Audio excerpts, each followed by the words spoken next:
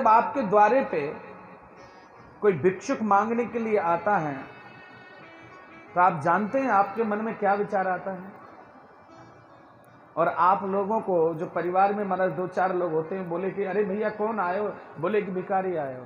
बोले दे दो इसको जो कुछ देना है। लेकिन कभी आपने जाना जो जो उदाहरण है शास्त्रोचित, कि मांगने वाला जब तेरे द्वारे पे आता है तो तुझे क्या संदेश देता है? बोले कि महाराज जब तेरे द्वारे पे याचिका नैव याचन्ते, भागवत भगवान कहता है कि मांगने वाला मांगने के लिए नहीं आता है। तो श्रोतागण भक्तगण कहने लगे कि फिर महाराज क्यों आता है? बोले कि याचिका नैव याचन्ते बोध्यन्ति ग्रहे ग्रहे, वो घर घर जाकर के आपको ये बोध कराता है। बोले किस बात का बोध कराता है?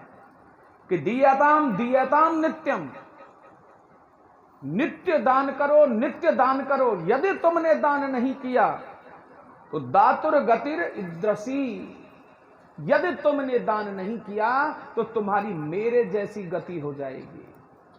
आज मैंने दान नहीं किया तो मैं दर दर की ठोकरें खाता फिर रहा हूं, और यदि तुम भी दान नहीं करोगे तो मुझे देख लो, जिस प्रकार से मैं दर दर की ठोकरें खा रहा हूं, वो भिक्षुक कहता है इसी प्रकार से जिसने दान नहीं किया उसको खानी पड़ेगी।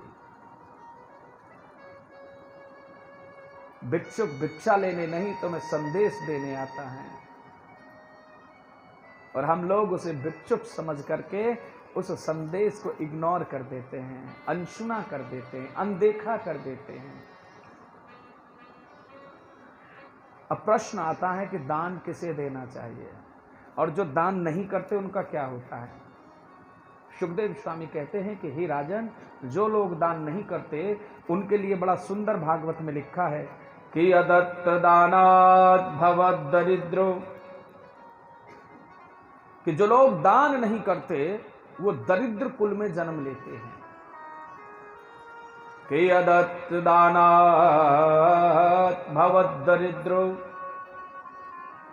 दरिद्र भावात् प्रकरोति दानम, अदत्त दानात् भवद दरिद्रो दरिद्र भावात् प्रकरोति पापम।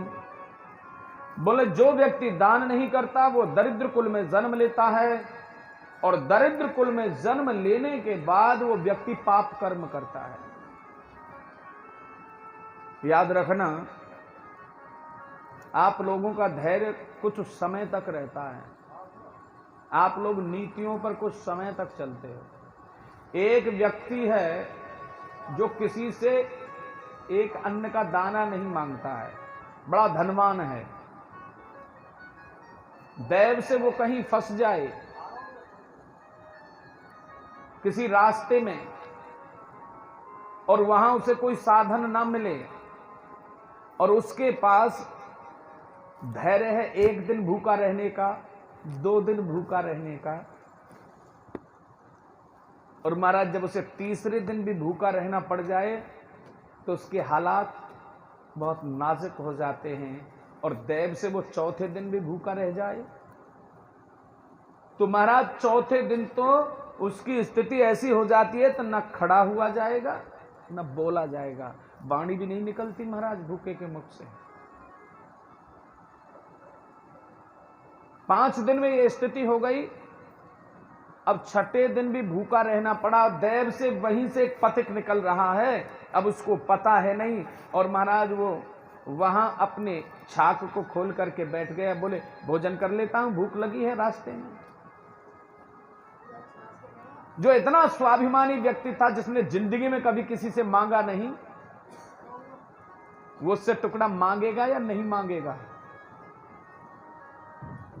मांगने की छोड़ो महाराज, यदि उसने मना किया तो झपट करके उसके हाथ में से ले लेगा, झपट करके।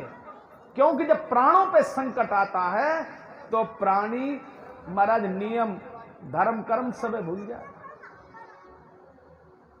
जब मरणासन अवस्था को प्राप्त हो रहा है भूख के कारण, पहले तो मांगेगा भाई मुझे एक टुकड़ा दे दे, और यदि उसने नहीं दिया तो झपट करके महाराज टुकड़े को ले लेगा।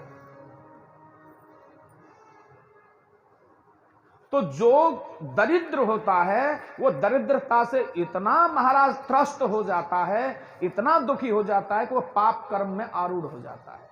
क्या पाप के रास्ते से धन कमाओ और कोई रास्ता नहीं, क्योंकि धैर्य उसका टूट जाता है। बोले कि यदि दान नहीं करते तो दरिद्र कुल में जन्म लेते हैं, और दरिद्र कुल में जन्म लेने के बाद व्यक्ति पाप कर्म करता है, और फिर पाप के प्रभाव से वो जाता कहां है? के पाप प्रभावान नरकः प्रयाति। बोले कि भैया पाप करने वाला कभी कोई स्वर्ग को तो जाएगा नहीं, पाप करने वाला तो नरक में जाता है। पाप प्रभावान नरकः प्रयाति। और बोले पुनरदरिद्र पुनरेति पापम। भागवत भगवान कहता है जो दान नहीं करते वो दरिद्र कुल में जाते हैं, दरिद्र कुल में जाकर के वो लोग पाप कर्म करते हैं, पाप कर्म के प्रभाव से वो नरक में जाते हैं, और नरक में जाने के बाद फिर क्या होगा? बोले फिर से दरिद्र कुल में आएंगे, क्योंकि नरक में से कभी भी व्यक्ति संपन्न कुल में नहीं आता। और कुछ संकेत भी दिए हैं महाराज